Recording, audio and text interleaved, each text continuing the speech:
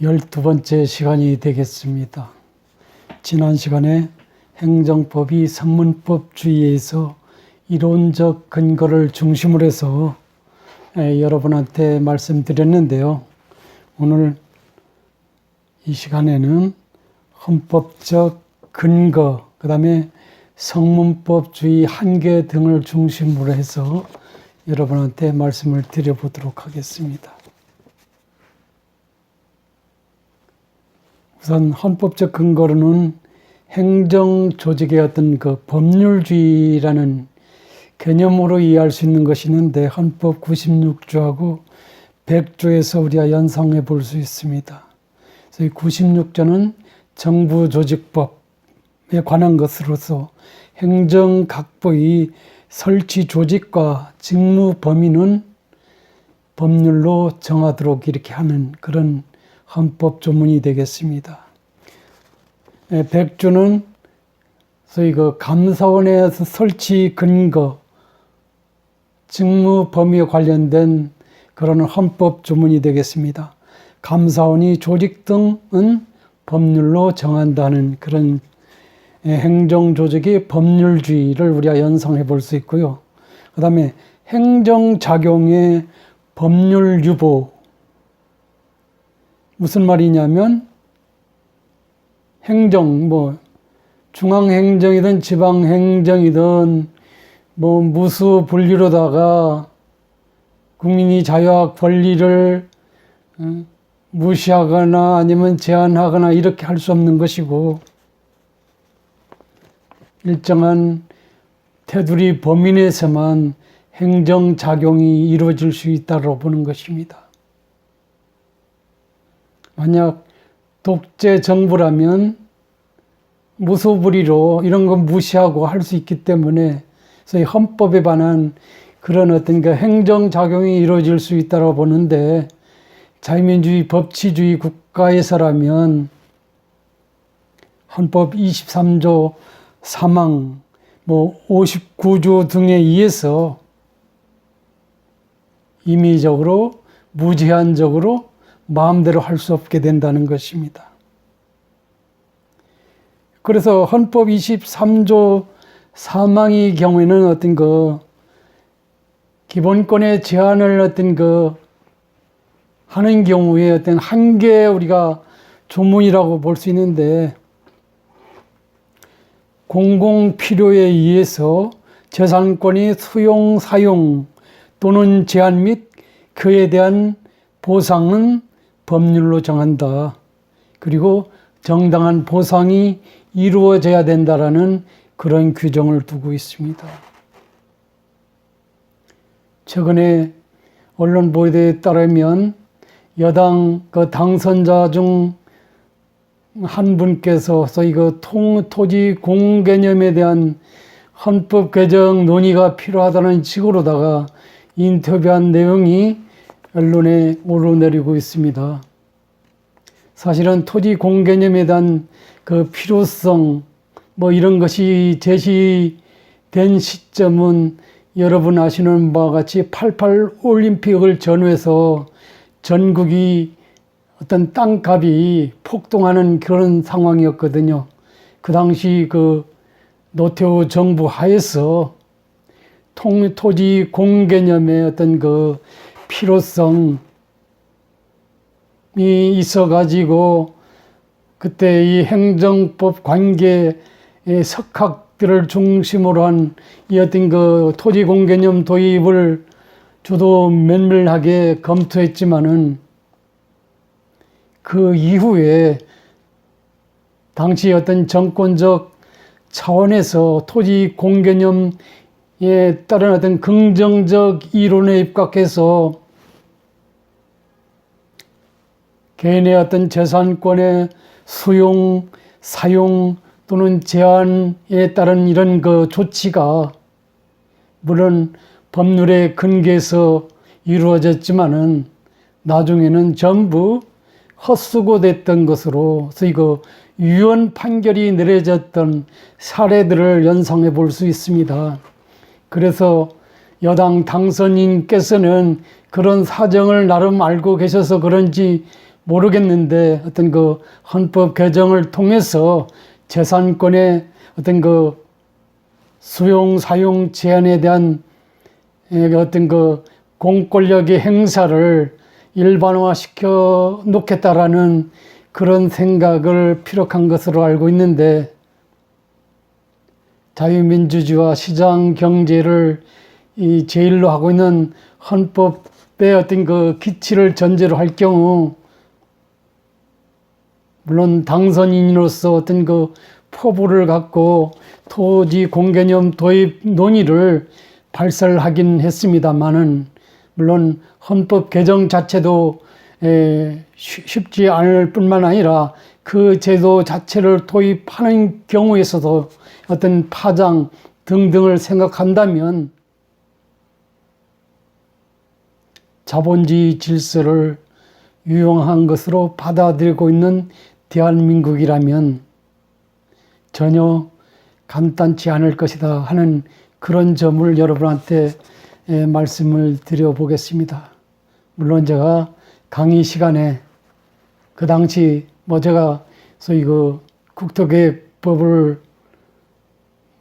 전공했기 때문에 관련해서 논문도 써보고 그 토지 공개념에 관련 문제점 등에 대해서 익히 알고 있기 때문에 어느 때 시점을 봐서 이 그 토지 공개념 도입의 어떤 그 논의 필요성, 논란의 어떤 그 가중성, 그다음 그에 따른 유연적 사례들을 중심으로 해서 여러분한테 말씀드릴 수 있는 기회를 마련해 보도록 그렇게 하겠습니다. 어쨌든 소위 그 재산권에 대한 공권력의 행사, 행정작용적 측면에서 분명한 것은 현행 헌법상 23조 3항에서 제한을 하고 있다는 것입니다. 제한을 하는 경우에서도 그에 따른 정당한 보상, 이 정당한 보상에 대한 개념도 우리가 국어사전적으로 이해할 수 있는 것이 아니라 구체적으로 들어가면 좀 세부적으로 이렇게 이해해야 되는 그런 부분이 있거든요. 어떻든 그런저런 이런 이야기가 있다는 것을 여러분한테 말씀을 드려보겠습니다. 그 다음에 행정적인 법률 유보 중에서 소위 그 헌법 59조가 있는데요. 이것은 소위 그 조세의 종목과 세율은 법률로 정한다 이래 되어 있습니다. 조세의, 그러니까 이것은 우리 경우, 대한민국 경우에는 우리가 조세 문제는 중앙정부만이 주로 다룰 수 있도록 돼 있잖아요. 그죠? 그런 것은 이 헌법 59조에 의해서 조세의 종목과 세율은 법률로 정한다. 이래 됐기 때문이다 하는 것입니다. 예컨대 지방정부도 필요한 경우, 소위 그 조례로 정할 수 있도록 한다면, 좋겠습니까마는 현 어떤 헌법 체제에서는 전혀 그렇지 않다는 것이죠. 그래서 제가 나름대로 소위 자치분권에 관한 어떤 이게 너무 제한적이다. 준중앙 집권화 돼가지고 어떤 자치단체로서의 어떤 본분을 수행하기가 쉽지 않은 그런 측면에서 예컨대 어떤 재정국권이라든지 이런 부분이 중앙정부 독점으로 돼가지고 지방자치단체 스스로는 중앙정부의 지원이 없기 때문에 필요하거나 유용하거나 주민들한테 어떤 도움이 되는 사업을 할 수 없는 이런 한계성이 노골적으로 드러나 있거든요. 그렇지만은 이런 조세 법률주의에 입각해서 중앙정부가 세수를 확보하고 그것을 분배하는 것을, 지방정부에다 분배하는 것을 중앙정부의 의도에 따라서 할 수 있기 때문에 모든 것은 중앙정부가 생색나면서 잔 일거리들, 귀찮은 일들은 지방정부, 자치단체가 주도하도록 하는 이런 시스템, 개선될 필요가 있다는 측면에서 저희 지방 재정국권의 어떤 지방자치단체로 이양을 전제로 하는 이런 어떤 그 헌법의 어떤 그 개정의 필요성에 대해서는 나름대로 제가 연구 검토를 하고 있다. 무슨 말이냐면 제가 나름적으로 관련해서 원고를 어느 정도 마무리됐는데 그것도 적당한 시기에 세상에 내놓을 생각입니다. 어쨌든 그런데 현실적으로 이 조세 문제에 관해서는 중앙정부가 독점하고 있는 체제가 어쨌든 현 헌법 체제에서는 일관되게 유지되고 있는 부분인데 이 조세 분권의 이런 어떤 그 지방으로의 이관 문제 좀 심도 있게 검토해 볼 필요가 있지 않느냐는 것입니다.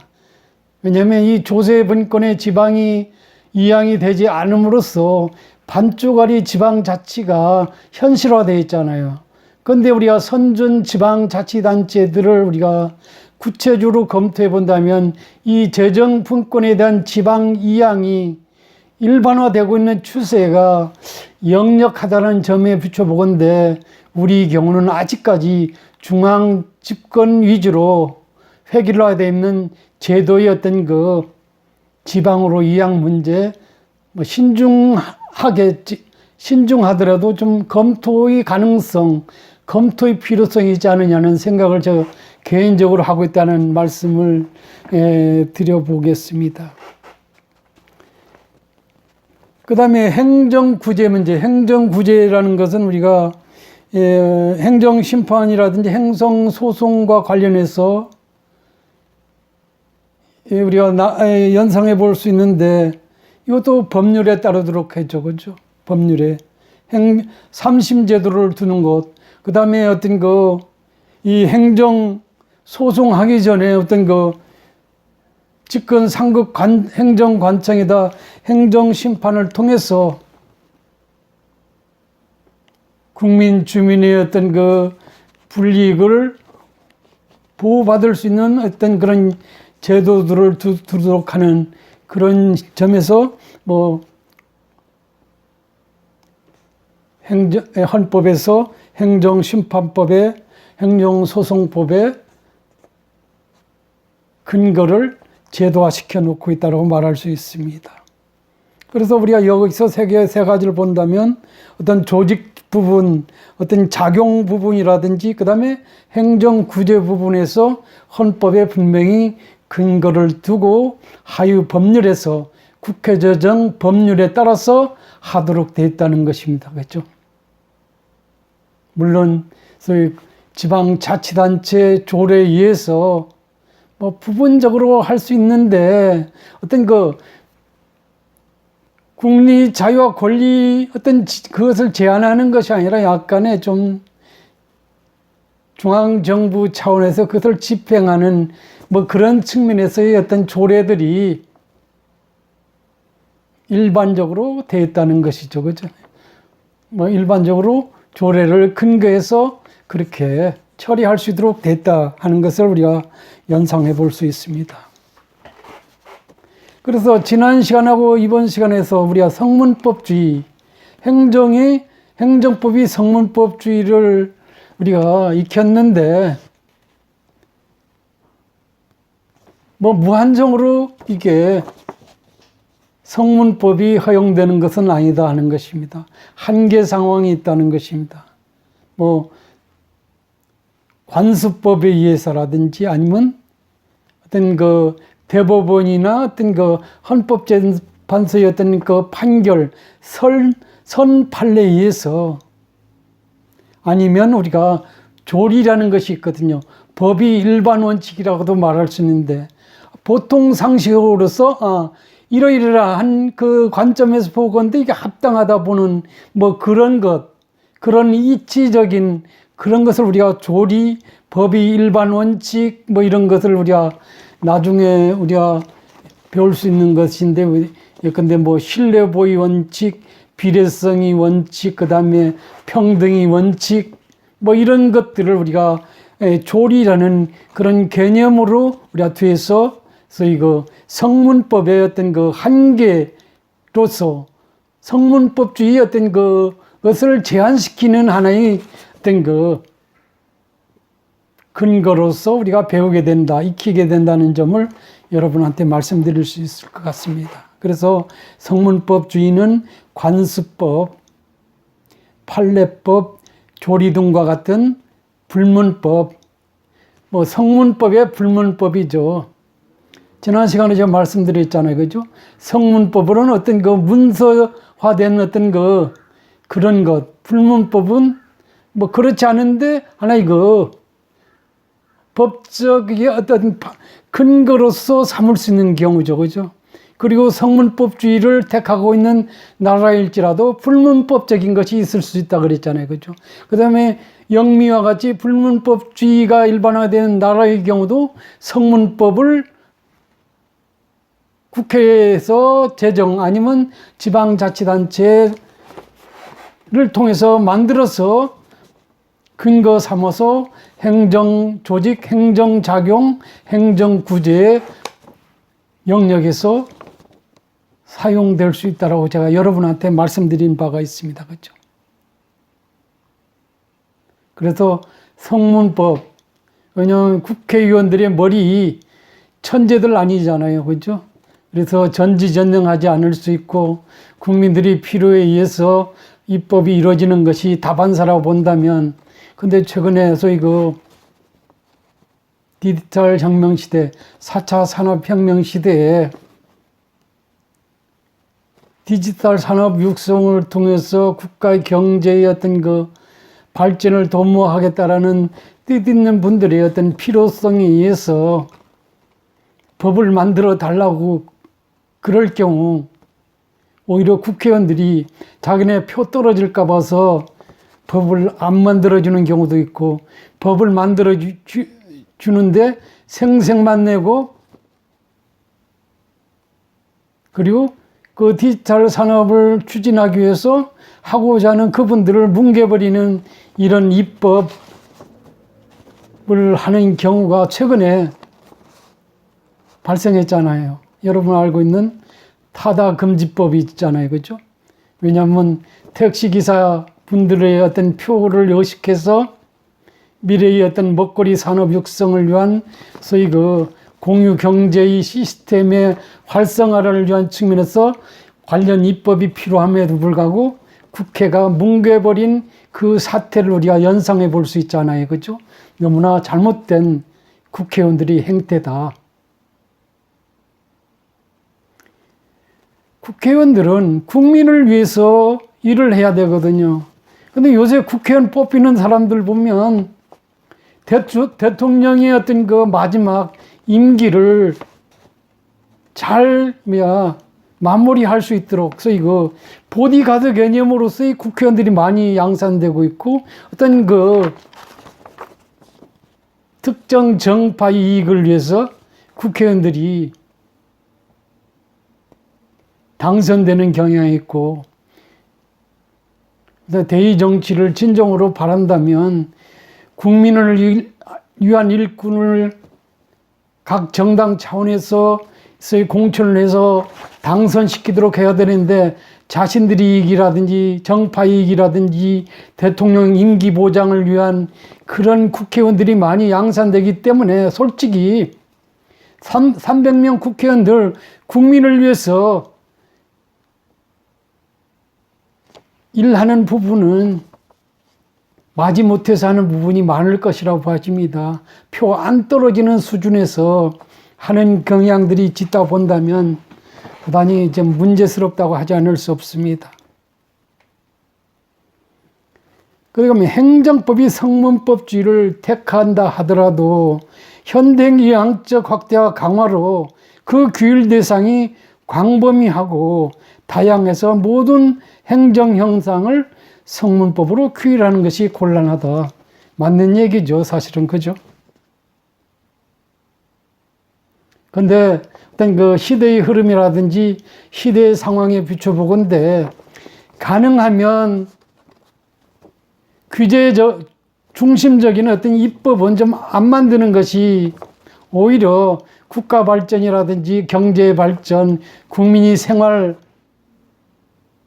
안정에 크게 도움이 될 수 있는데, 규제 중심으로, 그 다음에 자리 보존용에 입법이 양산되는 경우도 허다하거든요. 무슨 말이냐면, 현 정부 체제에서 지난번에도 말씀드렸습니다마는, 공무원을 대폭 중원하는 공약을 제시해서 공약을 실천하는 차원에서 공무원 수를 증원하면 그분들이 일거리를 만들기 위해서 법을 만들어야 되는데 그 법은 일거리를 위한 법이어야 되잖아요. 그 규제를 전제로 한 법이 돼야 되기 때문에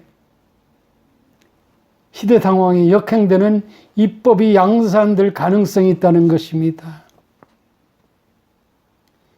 저는 우리나라의 경우 예컨대 해방이나 해방 이후에 우리가 산업화 사회에 있어서는 소위 성문법에 의한 입법 만능지, 입법이 필요성이 불가피했다고 보는데 지금 21세기 디지털 혁명이 일반화되고 있는 이런 시대 상황에서는 특히 행정 영역에서의 어떤 그 입법 만능지는 좀 옳지 않다는 것이죠. 모든 것은 어떤 그 온라인 시스템에 의해서 정보 통신 기술에 의해서 모든 것이 좌지우지되기 때문에 공무원 수는 오히려 줄어들어야 좀 맞는 현상이 아니냐 그런 생각을 해보거든요. 시대에 역행하는 이 공무원 중원, 이 방송을 듣는 공무원 여러분 죄송하긴 한데요. 어떻든 시대 상황의 관점에서 어떤 그 행적인 어떤 질적인 성장이라든지 어떤 그 중앙정부든 지방정부든 좋은 정부로서 국민의 이익과 안전과 행복을 극대화할 수 있는 정부의 어떤 그 근본을 우리가 연상해 본다면 행정법 많이 만드는 그런 국회가 좋은 일을 하는 것이 아니라 덜 만드는 필요한 법을 그 다음에 국민들을 위해서 만드는 그런 국회가 좋은 국회다. 그런 지방의회가 좋은 의회다라고 제가 말할 수 있지 않겠느냐는 것입니다. 법률 만능주의 시대는 이미 지났다는 것입니다. 21세기에서는 법률이 필요한 법률만 일반화되는 그런 세상이 열려야 될 필요가 있지 않느냐는 것입니다. 왜냐하면 일을 하기 위해서는 이 디지털 어떤 그 시대에 있어서의 일을 하는 경우라는 것은 어떤 그 규제로 가는 것은 좀 바람직하지 않다고 보기 때문에 그렇다고 말씀드릴 수 있습니다. 그렇죠? 그럼 여기서는 모든 현상을 성문규율로 하는 것이 곤란해서 불문법주의가 부수적으로 필요하다는 그런 뜻, 이건 맞는 얘기인데 제가 조금 전에 말씀드린 것은 법률이 무조건적으로 양산되는 것은 성문법주의로 해서 법령이 양산되는 것은 옳지 않다라는 그런 말씀도 여러분한테 드려보겠습니다. 이런 경우 불문법에 의한 성문법이 흠결 보완이 요구된다. 당연하겠죠. 그죠? 이런 보완 외에 행정법은 총칙 규정이 없다. 다른 법은 총칙 규정이 있는데 왜 없느냐? 행정법은 고유 명칭이 아니라 그랬죠. 그죠? 근데 건축법, 식품위생법을 몽뚱꾸려서 행정법이라는 용어를 만들어서 우리가 그렇게 쓰고 있을 뿐이다 하는 측면이기 때문에 총칙 규정이 없는 거죠. 그죠? 없기 때문에 불문법 원리가 행정법이 기본 원리로서 적용되는 경우가 있을 수 있다는 것입니다. 그죠? 이와 관련해서 이 홍정선 교수께서 이런 얘기도 말씀하신 것이 있네. 행정법이 규율 대상은 너무나 광범위하고 복잡하며 또는 전문적 기술적 성격을 많이 가질 뿐만 아니라 행정의 영역은 계속 확대되고 있어서 입법이 이를 빠짐없이 적기에 규율한다는 것은 실제상 불가능하기 때문에 불문법에 유용성이 있다. 그 다음에 판례법이 유용성이 있을 수 있다. 관수법이 유용성이 있을 수 있다는 이 얘기를 부연해서 설명하고 있습니다. 그렇지만은 시대 상황, 디지털 혁명기에 있어서의 행정법의 유용성은 종전만큼 그렇게 제도화된 그런 법보다는 불문법적인 어떤 그런 것을 더 선호할 필요도 있지 않느냐는 그런 말씀을 드려보겠습니다. 행정 상황 갈수록 변화무쌍하고 있습니다. 제가 소위 김강홍 교수께서 김대중 정부에서 이 인사 정책에 대한 어떤 기반을 닦으셨고 최근에 어떤 지병으로 돌아가셨지만은 제가 좋은 정부라는 책을 통해서 깊은 감명을 받았는데요. 그분의 지론에 있어서는 규제 중심적인 행정입법 만능주의는 국가 발전을 위해서 국민의 권익이라든지 자유와 어떤 권리 신장에도 크게 도움이 되지 않는다. 특히 자본주의 경제 질서 하에서는 더욱이나